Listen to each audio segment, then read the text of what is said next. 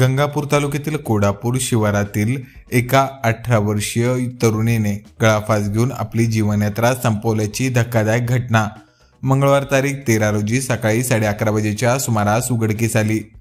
सोनाली पांडुरंग पवार वय 18 वर्षे असे आत्महत्या करणाऱ्या मुलीचे नाव आहे। शेतकरी पांडुरंग पवार हे कुटुंबियासह कोडापूर शिवारात वास्तव्यास आहे। त्यांची मुलगी सोनाली ही बिडकीन परिसरातील गेवरे तांडा येथील धनेश्वरी कॉलेजमध्ये पॉलिटेक्निकचे शिक्षण घेत होती।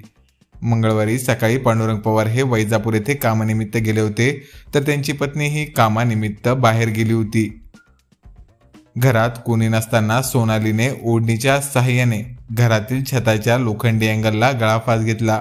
ही बाब सोनालीच्या आजीच्या सकाळी 11:30 वाजेच्या सुमारास निदर्शनास येताच त्यांनी आरडाओरडा केला। यानंतर शेजारी धावले। त्यांनी सोनालीला खासगी वाहनाद्वारे गंगापूर येथील उपजिल्हा रुग्णालयात दाखल केले। तेथील वैद्यकीय अधिकाऱ्यांनी तिला तपासून मृत घोषित केले। उत्तरीय तपासणीनंतर सायंकाळी 5 वाजता सोनालीचा मृतदेह कुटुंबियांच्या स्वाधीन करण्यात आला। रात्री उशिरा तिच्या पार्थिवावर अंत्यसंस्कार करण्यात आले। तिच्या पश्चात आई, वडील, आजी, 4 बहीण आहेत।